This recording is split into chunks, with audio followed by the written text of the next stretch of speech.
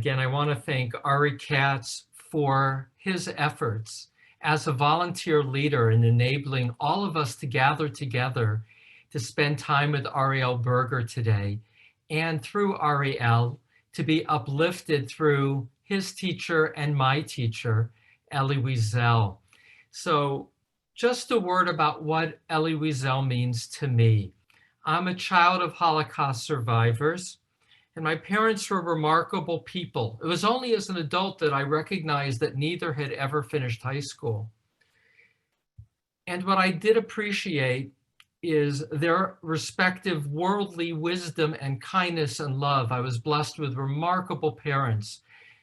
And at the same time, when I began to read Elie Wiesel, I found a voice that was one familiar in terms of coming from the same part of the world as my parents, but was able to give a quality of description and filtered wisdom that added to my own sense of self-identity. And later, when I would have the privilege to meet Elie Wiesel, because remarkably, growing up in Sziget meant growing up in a Hungarian-speaking area, he had a very similar accent to my parents, who grew up in Czechoslovakia across the river from Sziget. To have had the privilege to read Elie Wiesel, which most of us have, is to know that he valued words. In reading a book like Night, I became aware of how every word was carefully chosen. That's the quality of somebody who grew up studying Torah, in which every word is to be parsed with multiple meanings. And that sensitivity both to the multivalence nature of language, but more to the power of words, is for me such a prime teaching of him.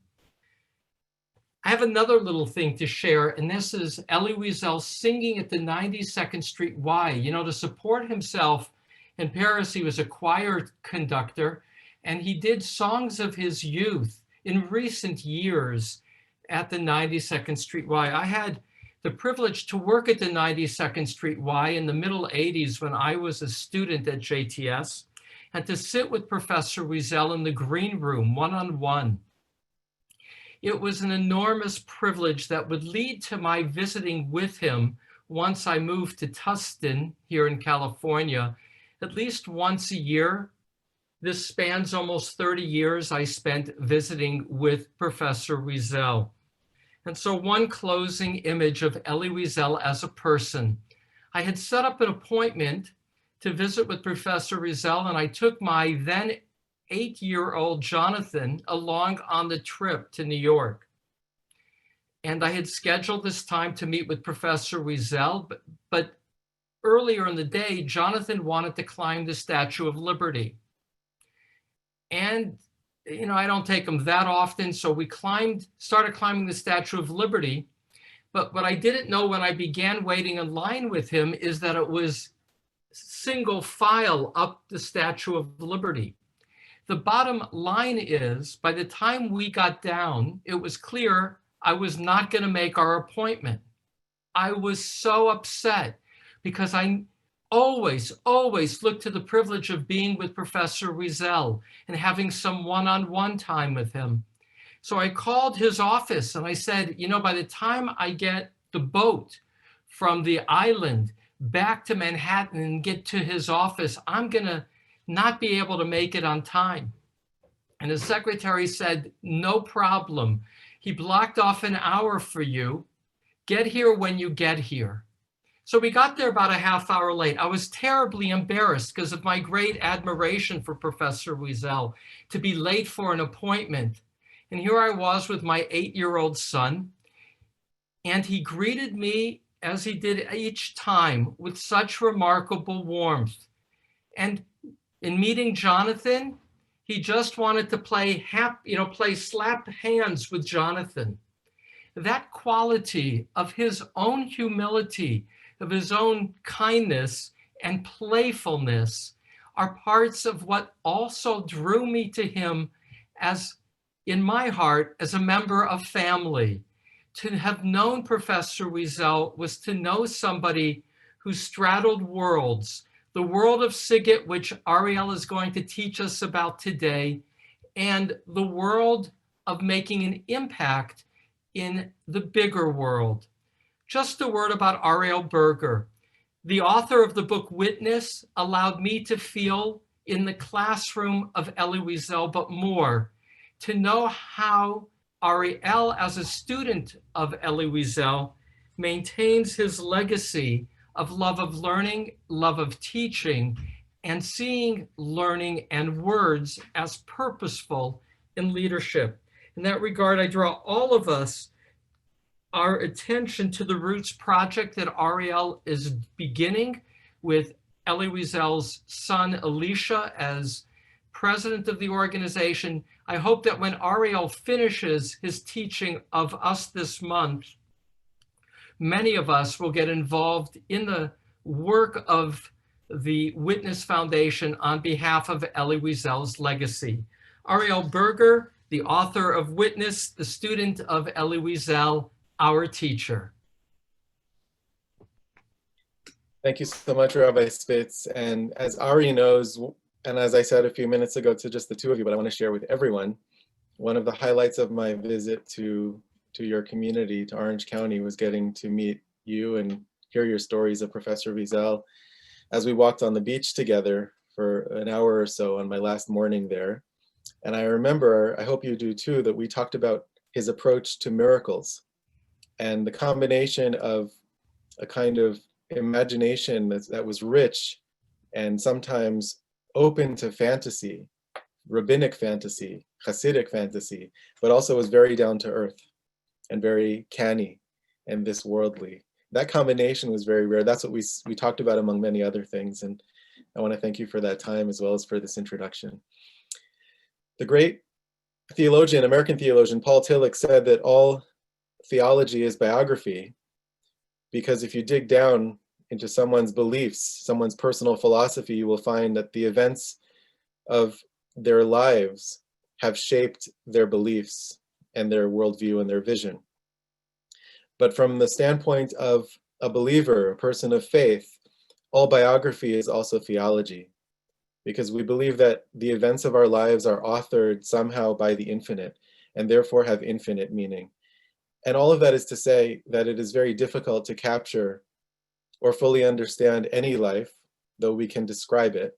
We can trace influences and notice moments that shaped that person's life and activities.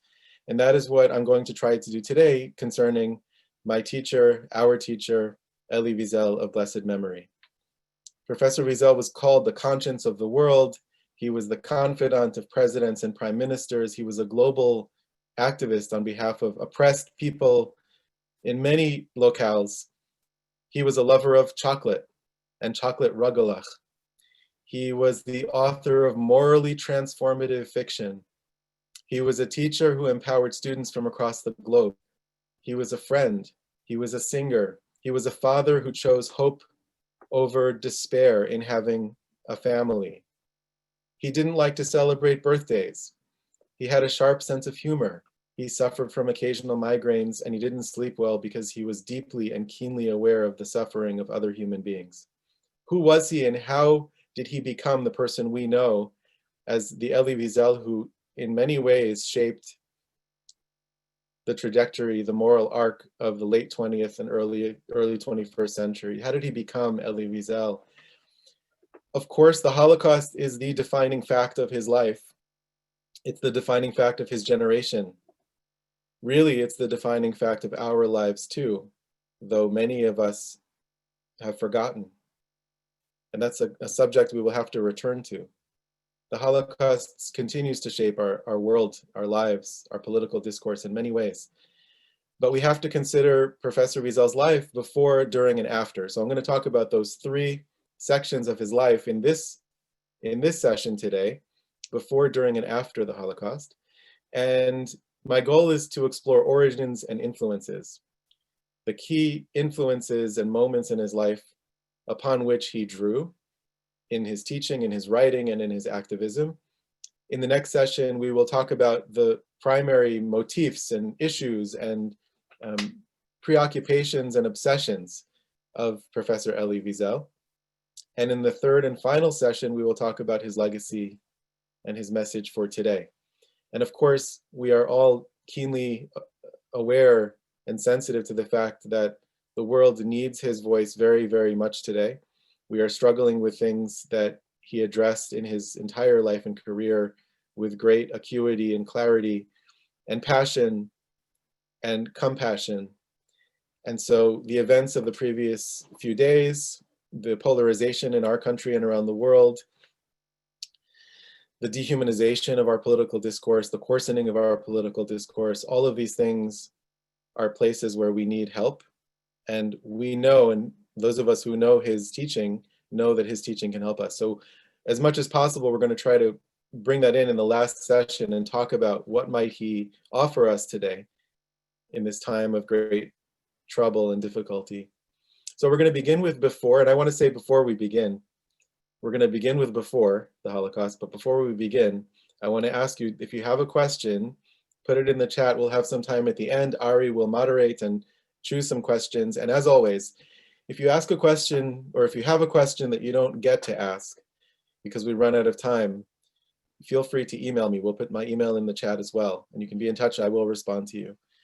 So we're going to begin before the Holocaust in a period of light in Elie Wiesel's life, in the lost world of Eastern European Jewry, which was a world of great beauty, a world of a lot of diversity in the Jewish community, and just to give a taste of it, a world of a kind of warmth and compassion that we don't tend to experience in our modern world. And the example that Professor Wiesel used to talk about always was that it was impossible to have a Shabbat meal in his hometown of Siget in Hungary. The borders always changed. Hungary, Romania, Transylvania, Siget didn't move, but the borders were always changing. But it was impossible in the Jewish community to have a Shabbat meal without a poor person at the table. You just couldn't do it. You couldn't sit down as a family to a feast on the Sabbath without someone who was hungry joining you at the table. This was a norm of behavior in the community that points to a certain kind of hospitality and commitment to hospitality. His parents were, of course, his first greatest influence and remained in many ways his greatest influences throughout his life. Both of his parents were traditional Jews. His mother was deeply rooted in the Hasidic tradition, in the Hasidic world. Her father, Professor Wiesel's grandfather, Dod Yefeg, was a Chassid of the Vishnitzer Rebbe. So those of you who have joined our course on the Hasidim and the Baal Shem Tov, we've talked about how Hasidism started as a revolutionary movement 200 or so years ago in Eastern Europe with one person, a storyteller, who created a powerful spiritual revolution across Eastern Europe. And a little while later, about 12 years after the passing of the Baal Shem Tov, the founder of the movement, there were Hasidic centers in every town and village across Eastern Europe, almost. And over time, we had the continued spread of that revolutionary movement with a lot of different courts, a lot of centers of Hasidic activity, and a lot of Hasidic masters. One of them, one of the great grand students of the Baal Shem Tov was the Vishnitzer Rebbe. And the Vishnitzer Rebbe was from Vishnitz. They were often named after the town they lived in. And he emphasized love of people, love of other people. That was his primary religious message. Professor Wiesel's grandfather was a Chassid of the Vishnitzer Rebbe. We'll come back to that. His mother was influenced by Hasidism. His father was more modern. His father owned a grocery store and was involved in politics to the extent that when Jewish people in the area were struggling or were oppressed or were arrested, it was Professor Wiesel's father, Shlomo Wiesel, who would intercede on their behalf. So he came from a family with a deep sense of commitment to community, to helping the oppressed, and also to religious life. And young Eliezer Wiesel himself was deeply immersed in Jewish religious life, in Torah study, and even more. So I'm going to share my screen. We're going to see some quotes and images as we go. And we're going to begin with a very brief very brief video clip of Elie Wiesel late in his life telling a story that he heard as a child. I hope you can hear. If not, I'll review it after. Tonight, I remember in my little town, we told a story that one morning, father and son got up early and went either to the house of study or prayer. All of a sudden, the father saw a golden coin on the ground. So he said to his son, pick it up. He picked it up. And the father said, my son, you see, if you get up early, you find a coin. And the son said, but Dad, the guy who lost it got up even earlier. But the main thing is, they gave up their sleep and went to study or teach. I believe this is what we must do, not to sleep well when people suffer anywhere in the world. So the forces of darkness are preventing us from seeing the video, apparently, but you can hear the story. And the story is a very warm, folky story, a father and son up early in the morning going to pray or to study, and they find a coin on the street, and the father says, pick up the coin, and the son picks up the coin, and the father says, you see, if you wake up early, you'll find a coin, you'll be rewarded for waking up early. And the son says, but Dad, the guy who lost it got up even earlier. And from that folky tale, that small anecdote, Professor Wiesel shifts to a moral message for us today, to wake up early, to not sleep well when people are suffering anywhere in the world. But he begins with a tale I heard in my little town of Siget. And as an elder, as a teacher, as an accomplished, world-shaping person, a leader, a moral voice, he is deeply in touch with his childhood and the lessons of his childhood. And so I want to look at his childhood a bit, because his childhood is something he described in his writing in various places. I chose only two, but here is a story, a book of stories and interpretations from biblical texts and other texts, messengers of God. And he writes here, when I was a child, I read these biblical tales with a wonder mixed with anguish. I imagined Isaac on the altar and I cried. I saw Joseph, Prince of Egypt, and I laughed. Why dwell on them again, and why now? It falls to the storyteller to explain. And he begins to frame his work, his book of interpreting and retelling stories from the Bible, to let us know that he's really motivated by the child he once was and the sense of wonder that he had as a child. And he wants to share that with his readers. And he feels that that is somehow important for the moral growth of his readers. And this reminded me, whenever I read this, I remember a story that Professor Wiesel told us in the classroom at Boston University. He told this story every once in a while. It was one of my favorite stories that he told us. He said that when he was around 6 years old, he was studying the story of Abraham and Sarah in school. And he came home and he said to his mother, Mama, you're not going to believe it. Sarah is pregnant. Sarah's going to have a baby. And his mother said, which Sarah? Thinking he was talking about one of the neighbors. Is it Sarah Feinstein? No. Is it Sarah Rothberg? No. Which Sarah? He said, Sarah and Abraham, Sarah and Abraham, they're going to have a baby. She's 99 years old and she's going to have a baby. He was experiencing the text with a sense of wonder, as if for the first time.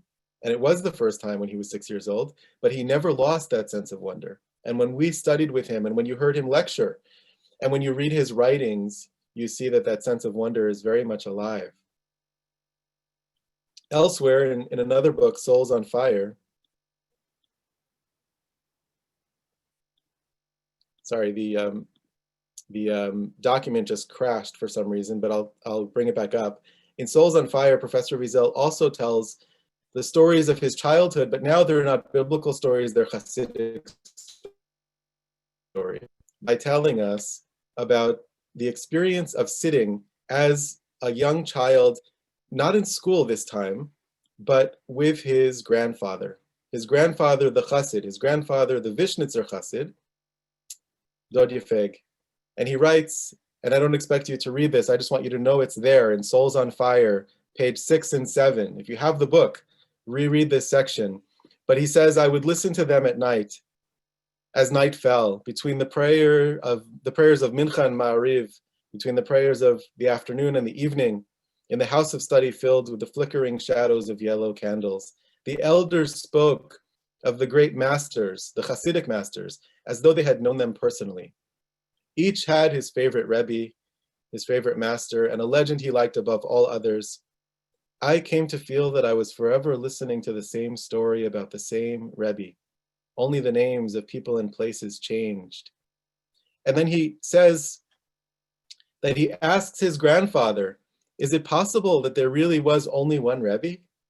Is it possible that all the masters, and there were scores of them, and each had a different set of religious values and emphases, and each had stories told that were completely unique and different, but is it possible, Zaidi, is it possible, grandfather, that they were really all one person?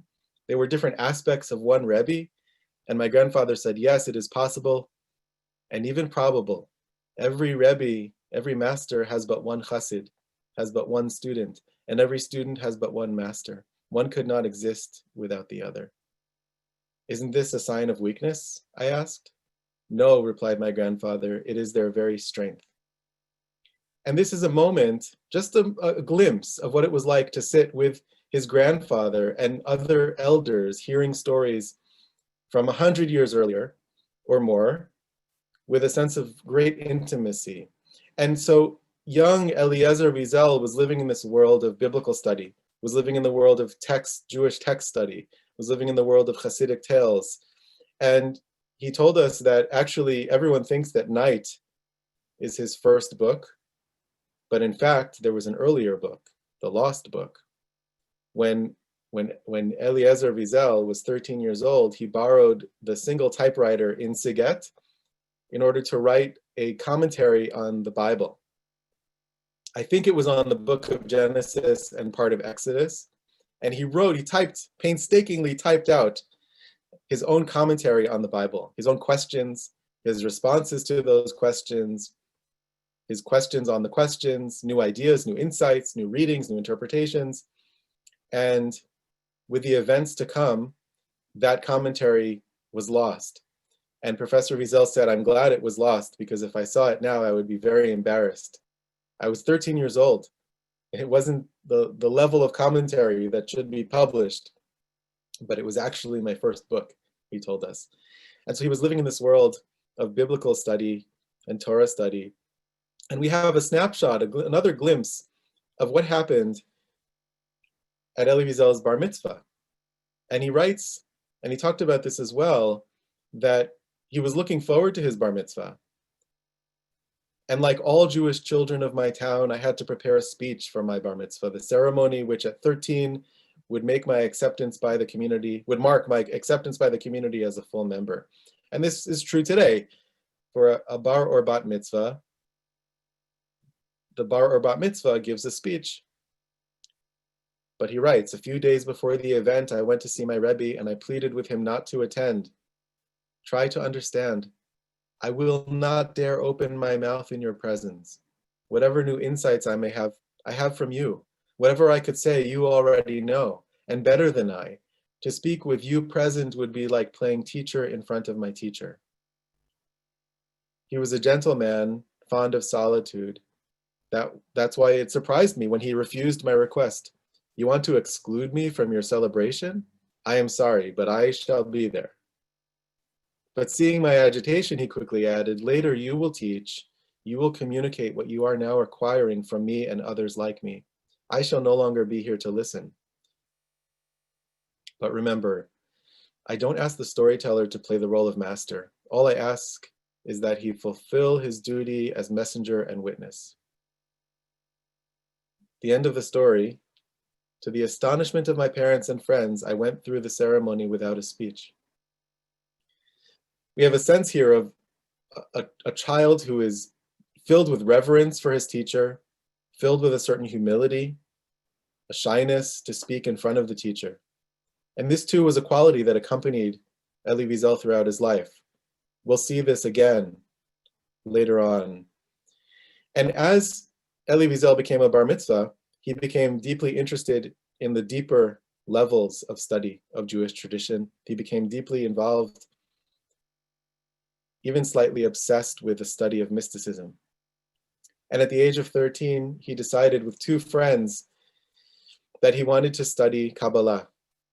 Kabbalah, the secrets of Jewish mysticism, is meant to be studied only by someone who is at least 40 years old and who is settled in a family, grounded in life, and who has spent a lot of time studying the Talmud and the legal codes, the exoteric, the revealed side of the tradition, which grounds a person so that then they can enter into the garden of mystical knowledge without endangering their sanity. And so night after night, around the age of 14, 15, young Eliezer Wiesel and two friends met together with a teacher to study Kabbalah.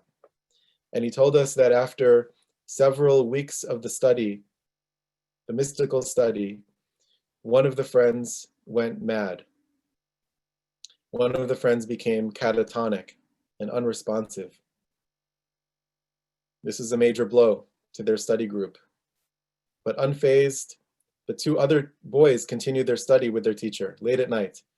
They studied Kabbalah, and a few weeks later, the other boy went mad. The other boy became catatonic too. This is dangerous material. And Professor Wiesel said to us, it's very strange to say, but I believe that had the Nazis not invaded our town, I would have joined my friends in their madness. And I have for you here something that Professor Wiesel showed me many years later. In, I think it was 2008 or so. I visited him in his office and he was very excited. He said, come, I have to show you something. And he pulled out an old tattered notebook that his nephew had found among the belongings of Professor Wiesel's older sister who had recently passed away. He showed me the notebook and it was filled with notes from the grocery store of Professor Wiesel's father. And the grocery store had a lot of generosity as far as allowing people to borrow items and pay for them later. So there were IOUs and there were lists of IOUs, and young Elie Wiesel would work in the store and he would write down so-and-so owes this amount of money for a dozen eggs or for a bottle of milk or a loaf of bread or whatever it was. That was most of the notebook. But in the back of the notebook, he showed me this. So if you look, you'll see Hebrew writing. And if you look very closely, you'll see, for example, where the blue arrow is, you'll see Kabbalistic ideas from when Elie Wiesel was around 14 years old. Where the arrow is, it says, Metatron, Sar Hapanim, which is the name of one of the highest angels in heaven, who according to legend was once a person. Enoch in the Bible, in the prehistory of the Bible, who became an angel and became Metatron, the officer of the face, the Sar HaPanim. This is a Kabbalistic idea that most kids are not learning in Jewish day school or Hebrew school or Sunday school. This is very deep stuff. Above that, we have some sort of letter meditation. And above that, we have the name of another angel, Sandalphon. And these names, by the way, are so dangerous that some people don't even say them out loud like I'm doing, or at least you have to be careful. And Professor Wiesel told me when he showed me this, he said, each of the names of angels in this notebook that we studied when I was a child had a different power. They could confer the speaker of those names with a power.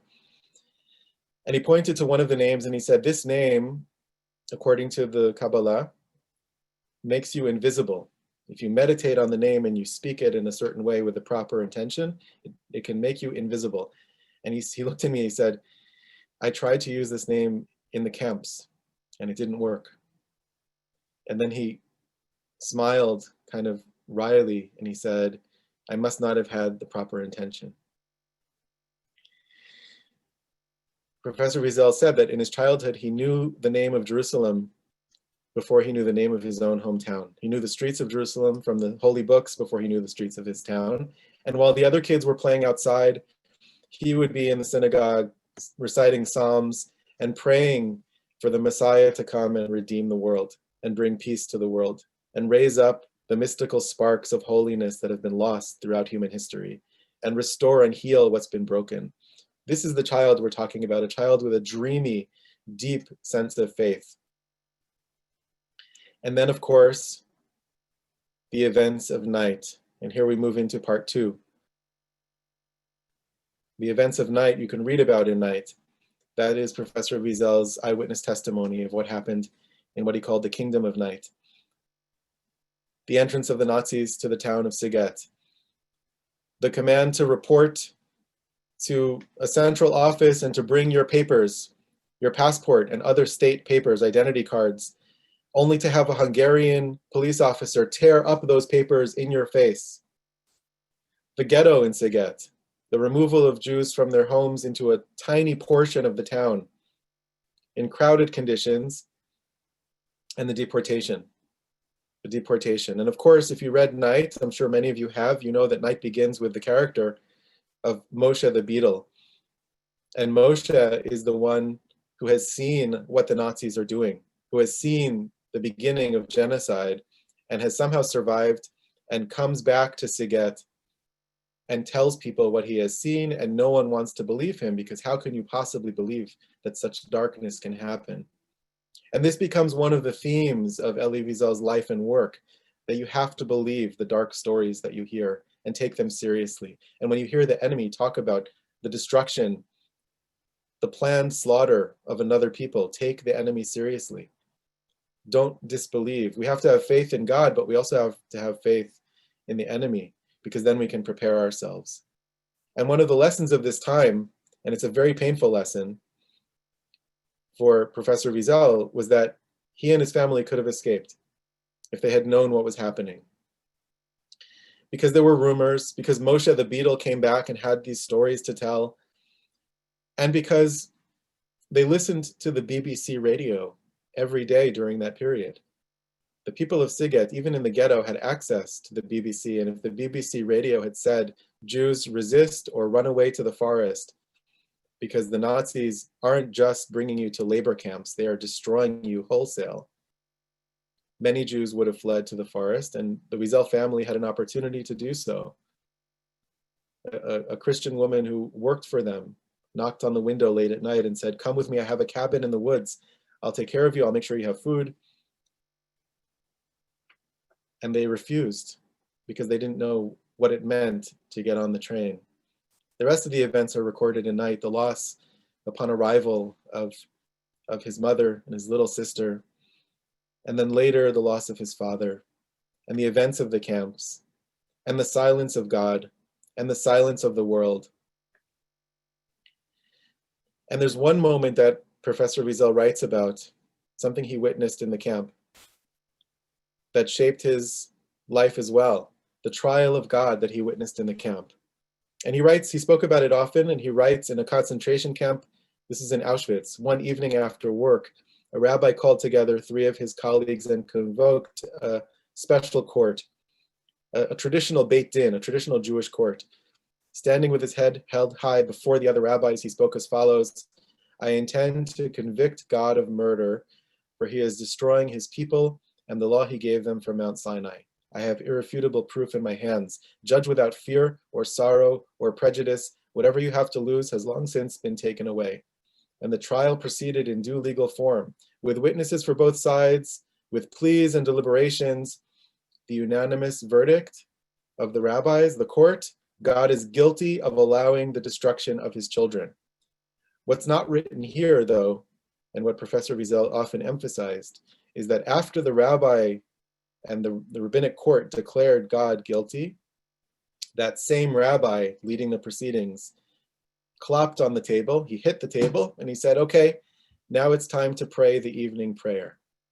And the rabbis, together with the onlookers, including young Eliezer Wiesel, prayed the evening prayer after declaring God guilty of allowing the destruction of God's people.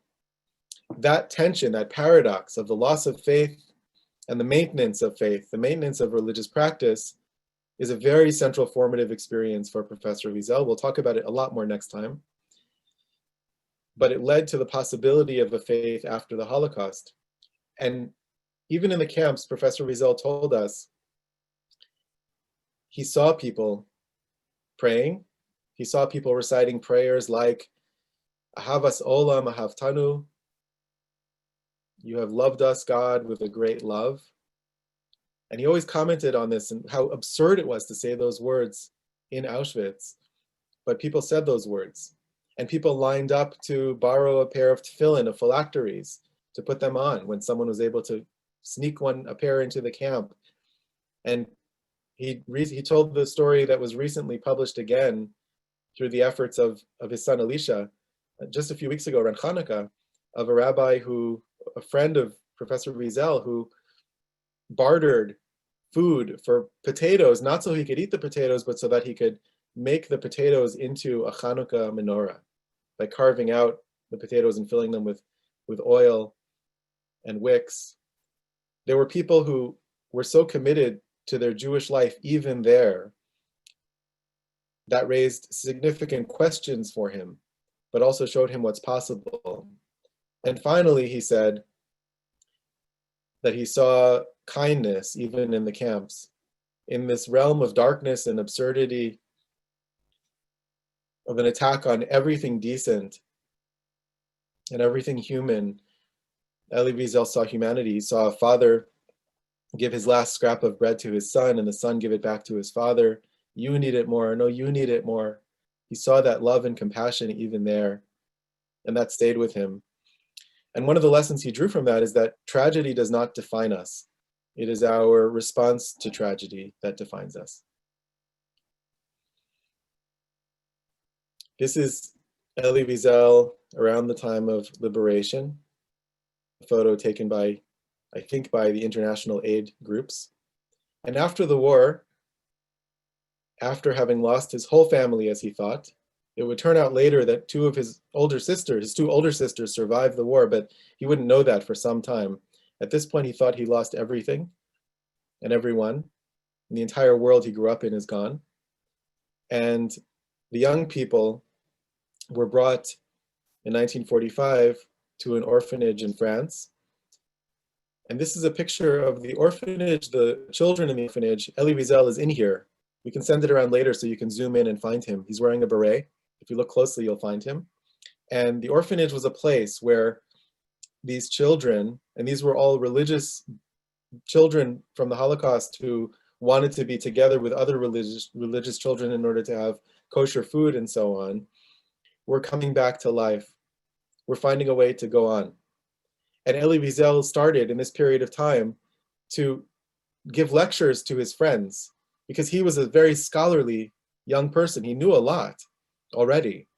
And so he was asked to give lectures to the other students, the other children, the other orphans. And he started giving lectures as a teenager to the other teenagers. And he returned to the study that he had been involved with before the war, before the Holocaust, before the camps. And he said that this is what saved my sanity, the return to study and the return to the same line of Talmud that he was studying before the war. He asked for the same volume of Talmud so that he could continue his studies where he had left off, where they had been interrupted, and that saved his sanity. But he also returned to another text from Jewish tradition, which became very, very central to him, and that was, of course, the book of Job, which is the story of a man's gratuitous suffering, absurd suffering. And one day, young teenage Elie Wiesel was giving a lecture outside under a tree, perhaps one of these trees you see here, to the other orphans, when he noticed standing at the edge of the circle of young people, a man watching. And this man was dressed like a hobo. And he had a very large head and a very small hat. And he looked like he had just escaped from some sort of asylum. And in the middle of this lecture that young Elie Wiesel is giving to his friends, the other orphans, this man, this stranger, interrupts the lecture and challenges the lecturer, challenges young Elie Wiesel, and tells him, everything you're saying is absurd and wrong and ridiculous. And he starts to pick apart his arguments. Now, he does so with such brilliance and quoting so many Talmudic texts and Midrashic texts, rabbinic legends, and philosophical works by heart, off the top of his head, that Elie Wiesel, being who he is, being modest and thirsty for learning, instead of becoming offended, he approaches the man after the lecture and he says, "Who are you? Please teach me." And this begins a long-standing relationship with one of Elie Wiesel's teachers, the mysterious Shoshani. This is a picture of Shoshani. Shoshani is not his real name. And there is still some controversy about who he actually was. What was his real name? Where was he from? But Shoshani is famous in certain circles because he would appear out of the blue and he would transform people like Elie Wiesel and the French Jewish philosopher Emmanuel Levinas by challenging the foundations of their beliefs and ripping apart their faith and their worldview and then helping them piece something new back together. There are many stories about Shoshani.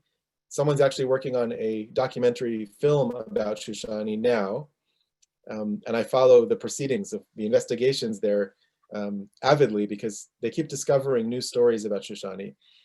But he was apparently a genius level intellect from the world of the Lithuanian yeshivot, the Lithuanian academies of Jewish study. He was a great Talmudist, but he was also a great mathematical mind and philosophical mind, and he was familiar with all the great works of Western civilization as well as Jewish civilization. And he wandered and he traveled, disappearing in one place, appearing in another country for a period of time. Just to give you a hint of the mystery surrounding this man, he dressed like a beggar. Professor Wiesel told me he was traveling with Shoshani once. I think it was on the outskirts of Paris. And they were studying together. And he helped Shoshani check into a hotel, a cheap hotel, where Shoshani was going to stay for a few days. And then Shoshani had to run out. And Shoshani always dressed like a beggar, but he always also carried a beat up old attaché case. And at this moment, he left the attaché case in the room, and young Elie Wiesel was in the room with the attaché case when Shoshani left. And he couldn't help himself. And he opened the attaché case just to see what was inside, because Shoshani always carried this attaché case, and it was filled with millions of dollars. And he closed the attaché case and backed away, never asked Shoshani about it. But the gap, the discrepancy between an attaché case filled with millions of dollars that was always with him and the bedraggled state of his clothing was just one small aspect of the mystery surrounding this man.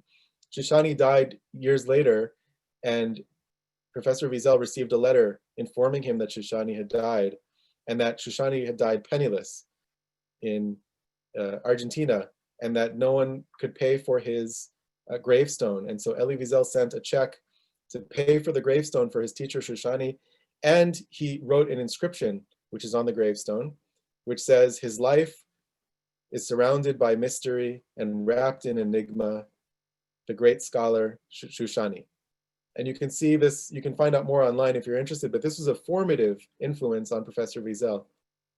The idea of shattering your faith and shattering and destroying and deconstructing a worldview and then putting it back together is something that Professor Wiesel did in a much kinder, gentler way than Shoshani, but it became a signature way of approaching questions.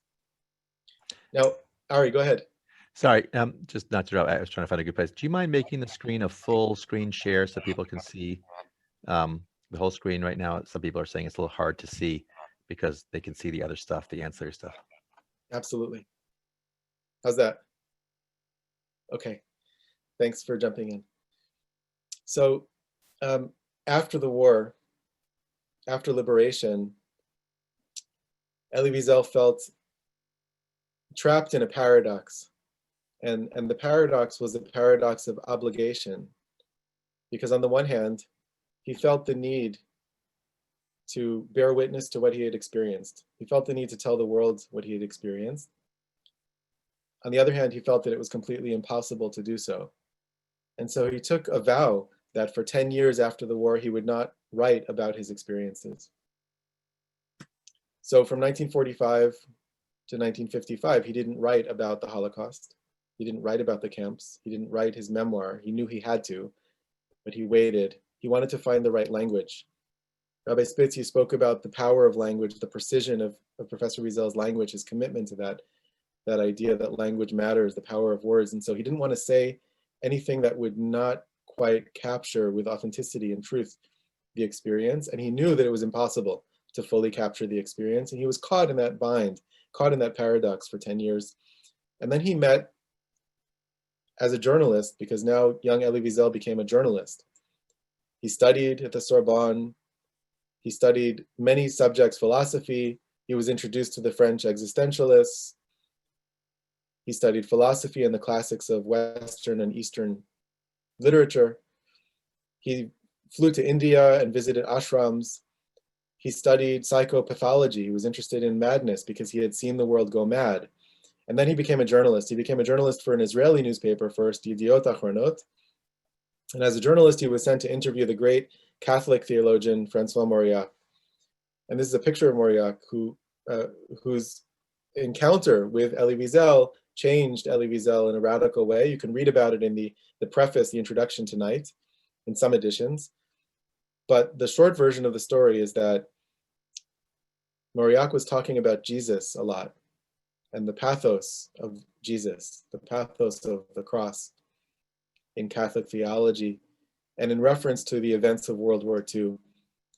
And young Elie Wiesel, at a certain point, couldn't take it, and he burst out and he said, I knew hundreds of young Jewish boys whose suffering eclipses that of the cross. How can you talk about Jesus in reference to the events of the Holocaust? And he was furious and he started to leave. And he left, and Mauriac came after him and said, please, please don't leave, come back in. And he brought the young journalist back in and he started to weep. And he said, in the course of their ensuing conversation, you have to write, you have to tell the story. And Elie Wiesel started to write of his experiences. And he wrote a book that was almost 900 pages long. And then he condensed it and condensed it and condensed it to become the book that we know now as Night. This is one edition, a more recent edition of Night. It's 112 pages. The original version was 900, almost 900 pages in Yiddish. And there's a lot to say about that. We'll talk more about that process next time. But Mauriac was the catalyst, the permission giver, in a sense, for Elie Wiesel to write of his experience and to escape that knot that he found himself trapped in.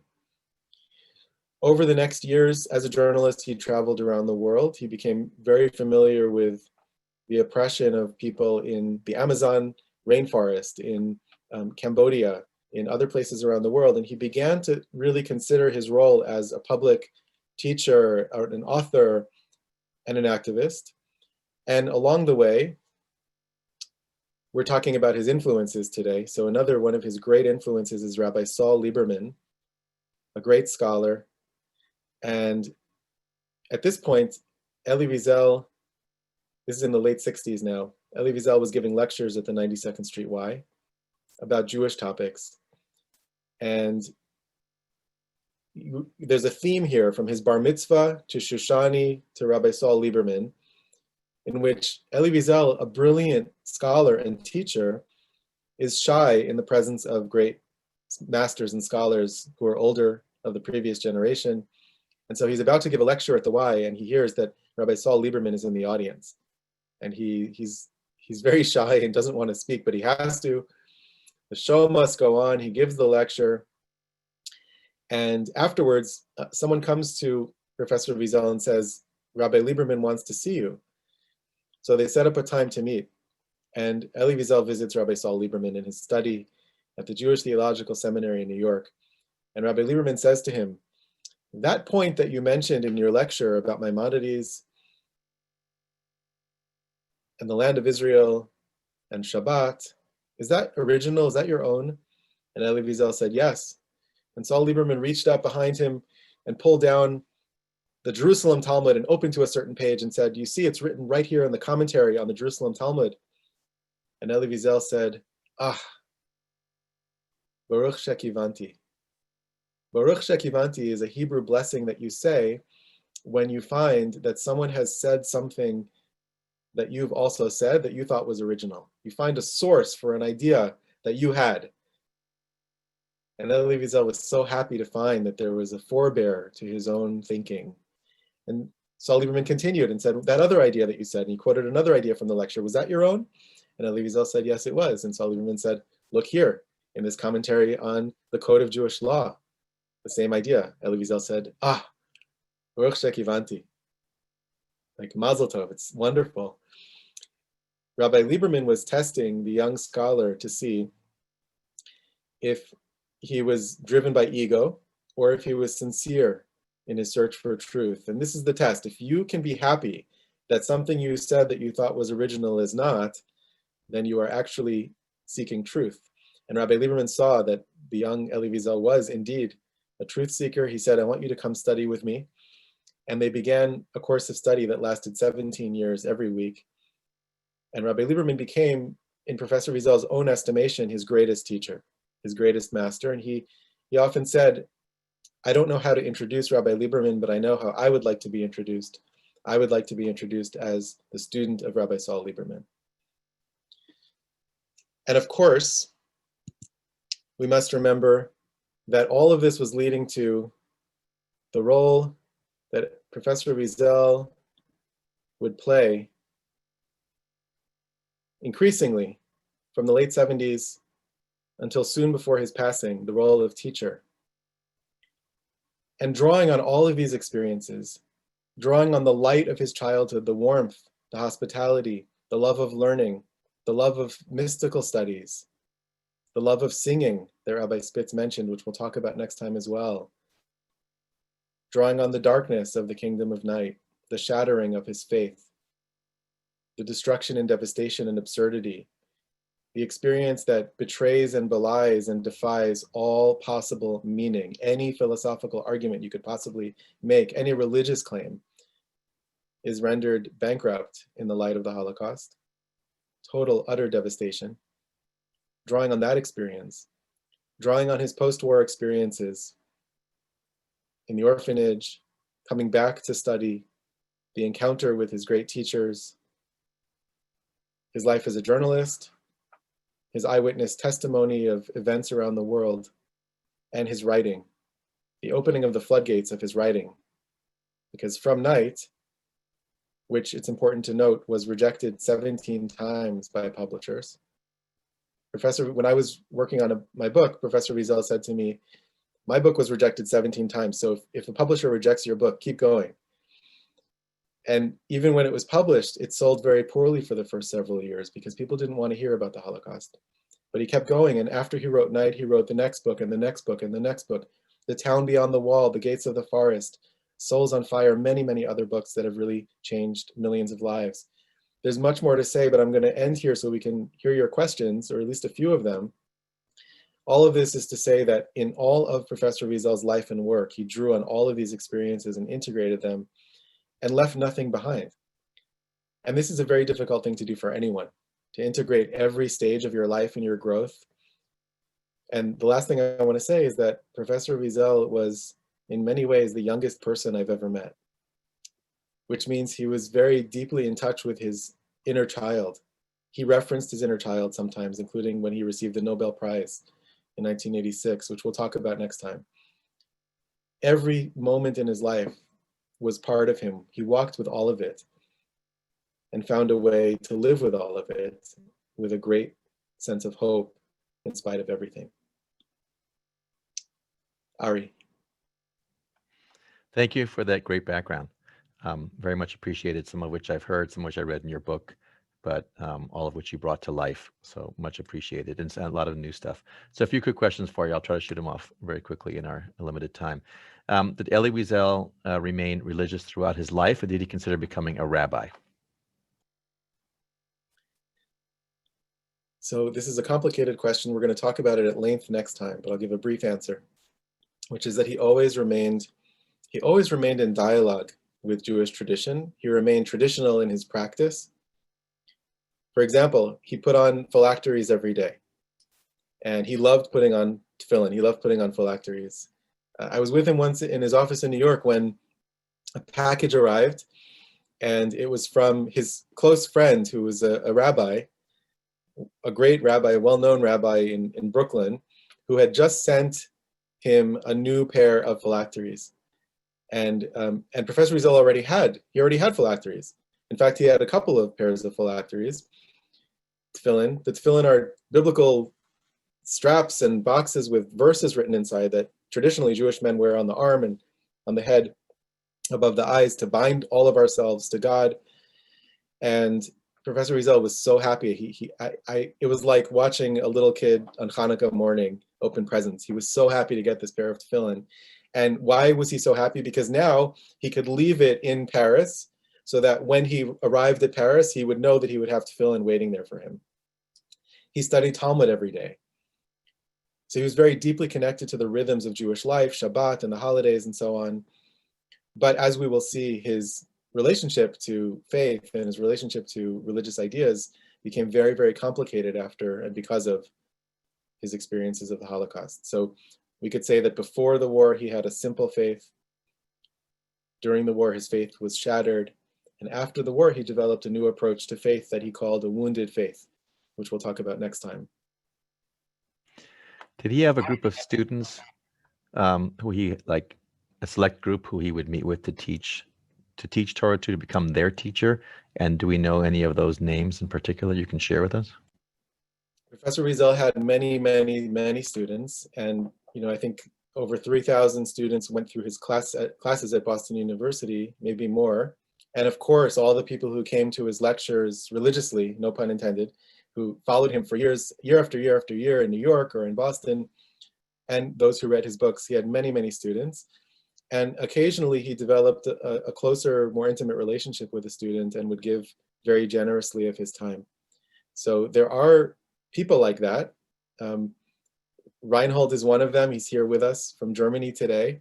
And I hope, Reinhold, you'll have a chance, I think next time or the time after, to tell the story of your meeting, your first encounters with Professor Wiesel, which is such a moving story.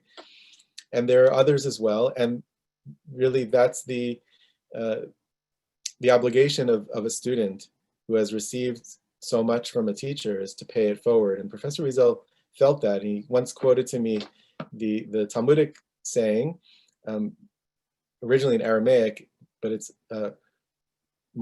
even more than the mother cow wants to nurse. I'm sorry, even more than the child wants to nurse, the mother wants to give milk, right? So the teacher wants to give to the student, and there's a tremendous desire to give and a joy in giving to students. So Professor Wiesel had that relationship with several students. And the truth is, it's really those students who are now committed to continuing his work and advancing his legacy. I forgot to answer the other question. Did he ever think about becoming a rabbi? So Rabbi Saul Lieberman wanted to give Elie Wiesel smicha. He wanted to ordain him as a rabbi, and he refused. He didn't want to be a rabbi. He felt that being tied to that title would limit his freedom of movement as an author, as a speaker. I discovered this in an embarrassing way and I don't tell this story often, but I'll tell you. When I was 18 or 19, I was debating between going to graduate school to study with Professor Wiesel and to become his teaching assistant, or to go study in yeshiva in Israel to become a rabbi. And so I called him, and I've told part of this story before, but this part I don't generally tell. I called him up and we had a couple of conversations, and in one of the conversations I said, Professor, you know, maybe we could integrate these two paths. Would you consider studying Torah with me and giving me smicha? You know, we could study together for 3-4 years, and then I could receive ordination from you, and I could become a rabbi through you. Because that's what you do with great teachers traditionally. And he said, I can't, because I don't have smicha. I was never ordained. And then he told me that he turned down ordination from Rabbi Saul Lieberman. In spite of that, we studied Torah together for many years, but he didn't want to position himself as a religious figure. And I think that's very important to think about more, especially when we talk about his wounded faith and the way that he bridged the world of religion and faith and the world of doubt and questions and transcended that divide.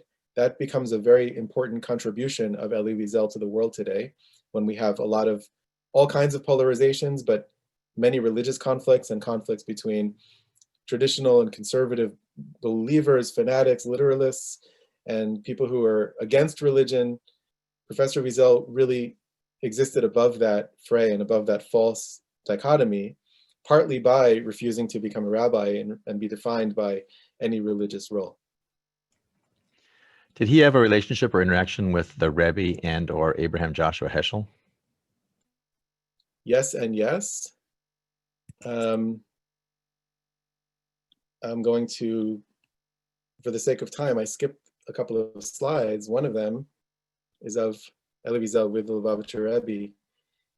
So the Lubavitcher Rebbe, the Rebbe of one of the large, great, unique Hasidic groups in modernity, they had a connection, and there are many stories about their connection. There are 3 important things to say about this. One, after the war, when Elie Wiesel came to the Lubavitcher Rebbe for the first time, he was in a state of real shattered faith.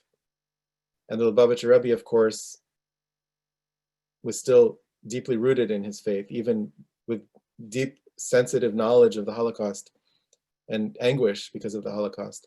And so their first encounter, Elie Wiesel said to the Lubavitcher Rebbe something like, "How can you believe in God after the Holocaust?" And the Lubavitcher Rebbe said, "How can you not?" And Elie Wiesel said, "If you mean that to be an answer, I cannot accept it. But if you mean it as a question, I can." That's the first thing to know about their encounter. The second is, later on, Elie Wiesel came to the Lubavitcher Rebbe on Simchat Torah, the holiday in which we celebrate the Torah, we dance with the Torah. It was also Professor Wiesel's Hebrew birthday. And he came to the gathering of the Lubavitcher Rebbe and his Hasidim, thousands of people dancing together, but the Lubavitcher Rebbe from the front of the room saw a beret in the back of the room. Usually they're black hats, like the one the Lubavitcher Rebbe himself is wearing, but he saw one beret in the back. He knew it was Elie Wiesel, Eliezer Wiesel. And so he signaled for him to come all the way through the crowd. He came forward, and they had an exchange that I won't tell you the whole story now for the sake of time, but it ended with them drinking shots together, and Elie Wiesel passed out on the grass outside in a drinking competition. That's the second story that I want to point you to. And the third thing, most important, is that there was a long period of time in which Professor Wiesel wasn't sure and perhaps had decided not to have a family. Because how could you bring children into a world in which such things can happen?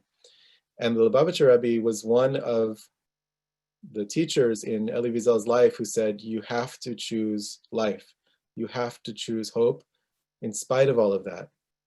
And so, of course, Professor Wiesel married and had a child, and at his grandson's bar mitzvah, the family included the letter of the Lubavitcher Rebbe to Elie Wiesel in the bencher, in the Grace After Meals booklet that they give out to people at the celebration. The letter from the Lubavitcher Rebbe saying, you have to choose life, you have to choose hope, you have to choose a future. It's your responsibility to have a family in spite of everything. And thankfully, he made that choice to have a family, to invest in the future, to choose hope. Thank you. A few more questions. A lot of people were chatting about how they had the opportunity to hear Elie Wiesel speak at their campus, at their synagogue. We in Tustin and Congregation of Israel had Elie Wiesel speak. Rabbi Spitz told you about Elie Wiesel was the first speaker when we opened our main campus. And it was the first and only time other than high holidays that I've seen a synagogue completely full all the way to the back. And we raised enough money from that event to fund synagogue programs going forward from that event. So he's a person who not only gave of himself, but because of what he did, he created opportunities for more learning. So it's great to have so many people who are students of Elie Wiesel. A.J. Heschel and Martin Buber. People have asked if Elie Wiesel had relationships with either of those speakers. So good. Again, thanks for reminding me. I left off the second part of that first question about Heschel. Professor Wiesel and Heschel were friends, and they lived close to each other on New York's Upper West Side. They would walk around together on Friday nights. When Professor Wiesel was still single, they prayed at the same Hasidic shul, the same little Hasidic synagogue in New York, which was mostly comprised of survivors and really had an old world flavor to it. That place no longer exists, but he and Heschel spent a lot of time there. And they shared that love of Hasidism. Professor Wiesel from his grandfather and his mother, and Heschel was descended, of course, from one of the great Hasidic masters, the Apta Rebbe, Rabbi Abraham Joshua Heschel of Apta, for whom Abraham Joshua Heschel was named. And they also shared a deep commitment to human rights and civil rights. There's several beautiful stories about their relationship. One of them is just a moment where on Friday night they would walk, they would have dinner together, they would pray, have dinner together, and then they would be deep in conversation about Hasidic teachings and stories and the state of the world today. And Professor Wiesel would walk Heschel home. He would get to Heschel's house, but they weren't done talking, so Heschel would walk Professor Wiesel home, but they weren't done with the conversation. So they would walk back to Heschel's house, back and forth until the wee hours of the morning, because they couldn't tear themselves away from one another. So there's a lot of connection there.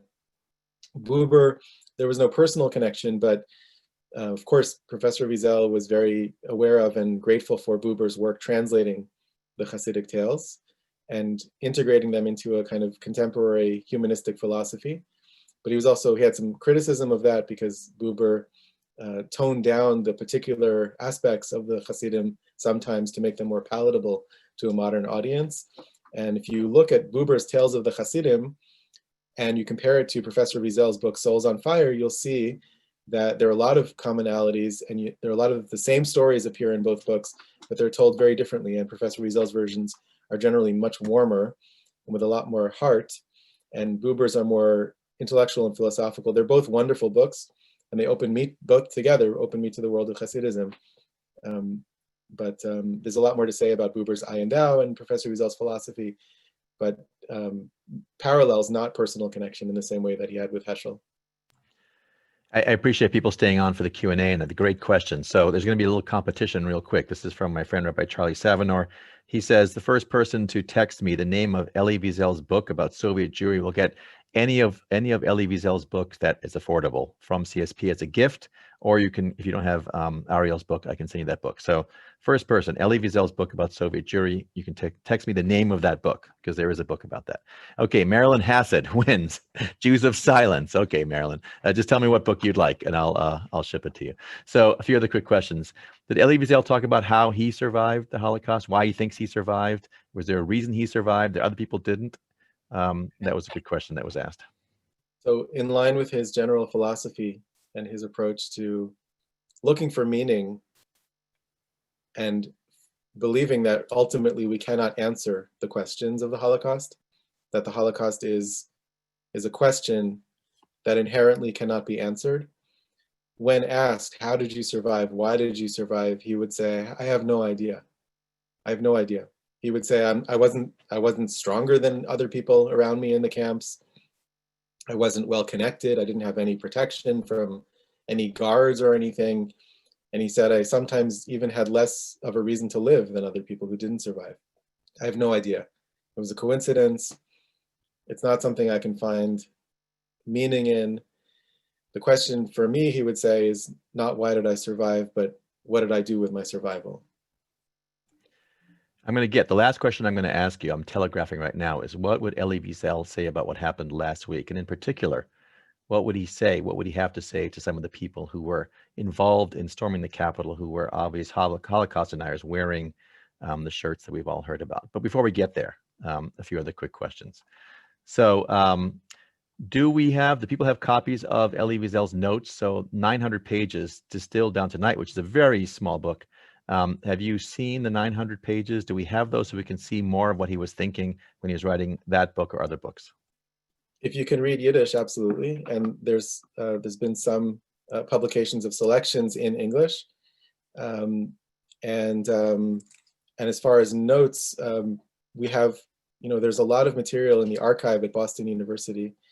Some of it is coming out hopefully next year in a collection by our friend and colleague, another close student of Professor Wiesel, Dr. Alan Rosen, who's editing a book of Professor Wiesel's unpublished lectures. There are other works that will be coming out as well. But there's a lot in the archive that hasn't been organized yet. And there's a lot that isn't even in the archive yet. So there's a lot of material that I suspect we will be seeing, including handwritten notes and edited notes and things like that from his writing, from drafts of his books or essays, and from his teaching and lectures and so on. So there's a lot to say about that. And as far as what he would say today, are we ready for that, Ari? No, we're getting there. So, so this Shoshani guy interests me.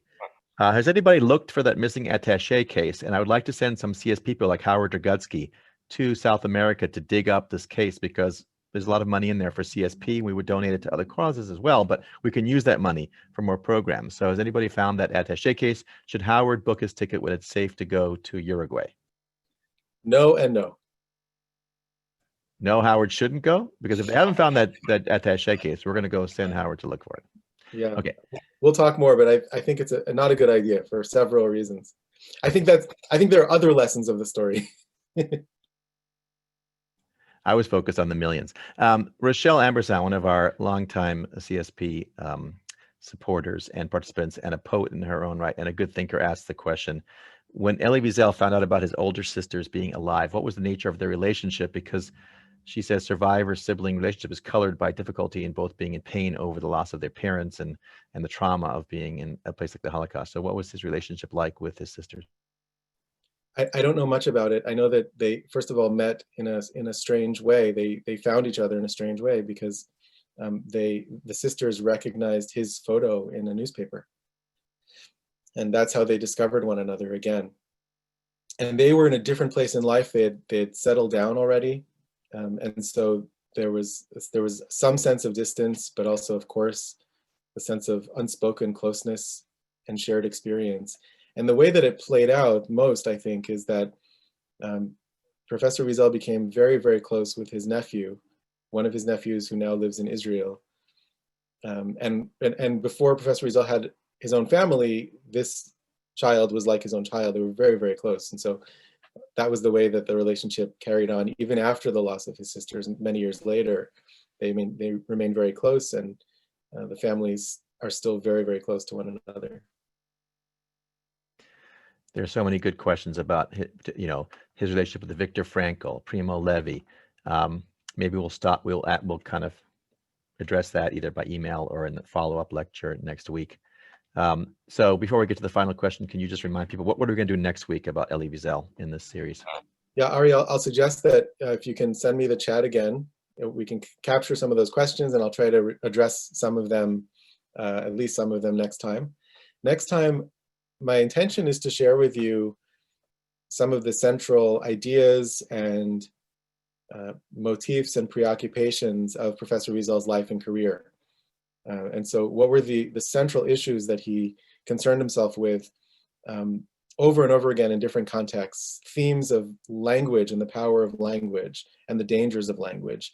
The theme of madness and mystical madness as a response to the madness of the world. Mystical madness as a response to political madness, which is something I'm thinking about a lot these days. The role of teacher and student, master and disciple, transmission, friendship, the relationship between Jewish study and particular Jewish concerns and universal concerns on behalf of people who are suffering anywhere in the world and on behalf of human rights. That is a critically important issue for us to consider right now, because we're living in a time where there's a clash between a sort of distorted identity politics that obscures our commonality, our common humanity. And yet we don't want to see a world in which people give up their particular identities either, right? We don't want to see a world in which you have to become part of an absolute melting pot and can't have a specific identity as a Jew or as a Christian or as a Muslim or anything else. And so the way that Professor Wiesel navigated particular and universal is very relevant to us today, I think. But we're going to see several of those themes, and we're also going to see a little bit more of what happened next, because I left us in the mid-70s. And of course, so much happened later.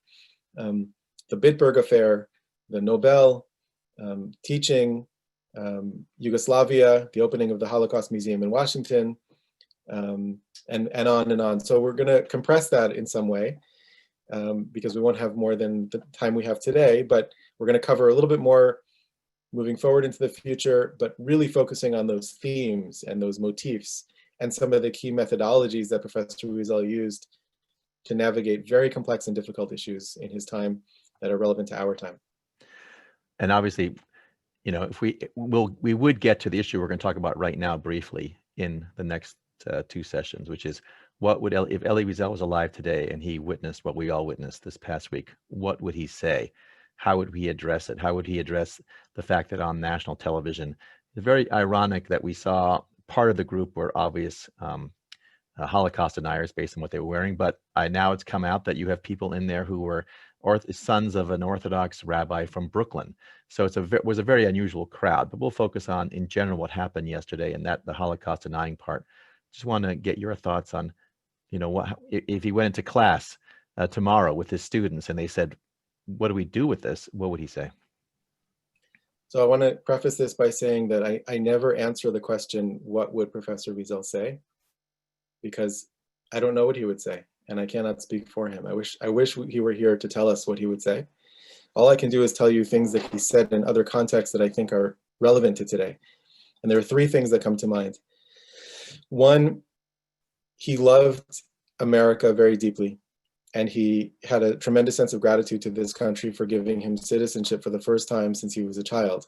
He said, I know what it's like to be a stateless person and a refugee, and this was the country that took me in and gave me a passport. And I believe in America, he would say. And I believe in the American people. And he had a real capacity for righteous indignation, a kind of prophetic righteous indignation. I imagine that he might have done something similar to what he did when he was talking about other events in Darfur or in Rwanda, where he would come in and really be angry with a holy, righteous, fierce indignation and say, how dare they? This is a shanda. Sometimes he would fall into the Yiddish. This is an embarrassment. But he would very soon in those moments pivot to the next message that he often gave us, which is twofold. Number one, we don't dignify the deniers with a response. So someone once asked Professor Wiesel, how do I talk to my uncle who's a Holocaust denier? And Professor Wiesel said, don't waste your breath. You need to talk to the people in the family who are watching, who might be influenced by him.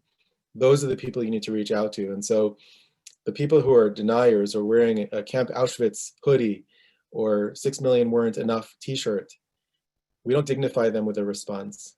It's a waste of breath and energy.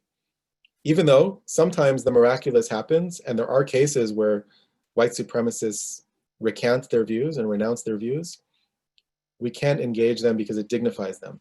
So we have to focus on the other people who are watching. And you know, I think a lot about the children who are watching these events. And what are the children learning? What are teenagers learning right now about how to engage in political life and civic life? And what can you get away with? That's number 2. Don't engage with them directly. Think about the people who are watching. Think about the bystanders who are going to make moral choices over time based on how we interpret these events. And third, and most important, there were many times in class and in private conversations as well when Professor Wiesel would shift our thinking and our focus from abstract questions to questions of personal responsibility.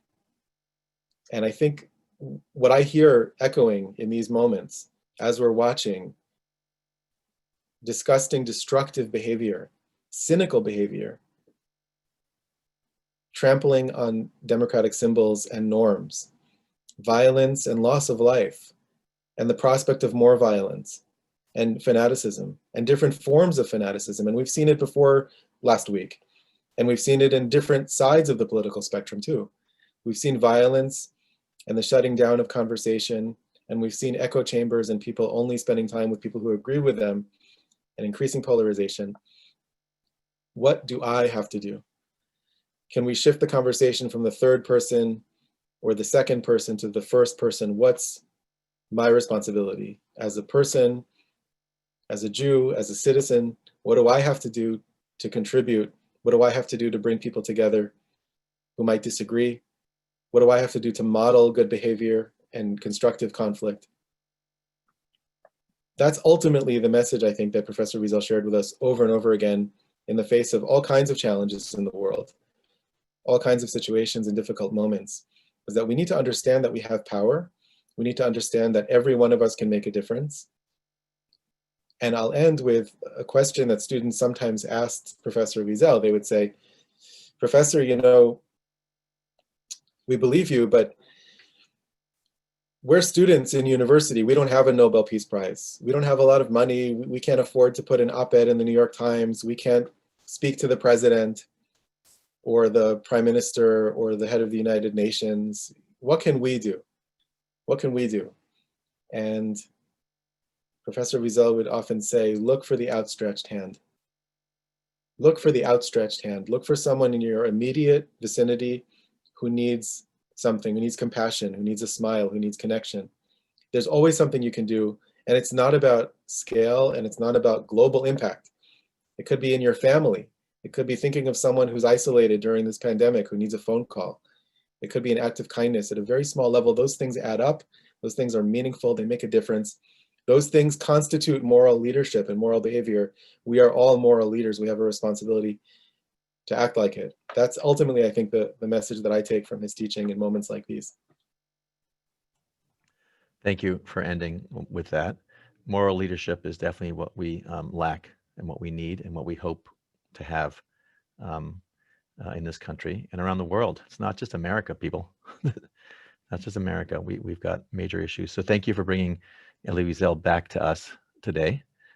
We learned a lot about his background, and we ended with a very contemporary message. Much appreciated. Looking forward to hearing more about Elie Wiesel next week and about past the 70s. People have asked, did he ever go back to Auschwitz after 2006? Many questions.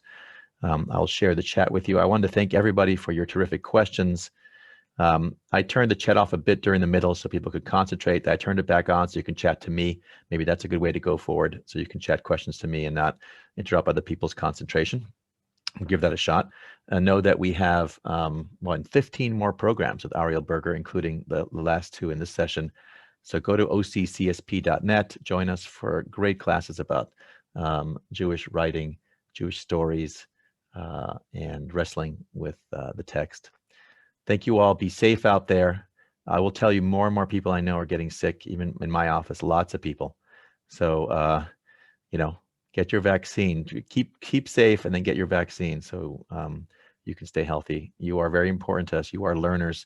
The fact that you're here and that you're learning means that you have something to give, because you're going to learn in this class, other classes, and you can pass it forward. So you got to stay healthy. Louise Sherby, thank you for your additional donation to CSP. And everybody, thank you for your support. I'm getting emails. I get additional support for CSP. All the money you give goes to programs like this. We don't have a building. We don't have a staff. I don't get paid. Wendy Lupel can tell you, she's on our board. All the money that you give us goes to CSP programs to bring great programs like our 1 Month Scholar.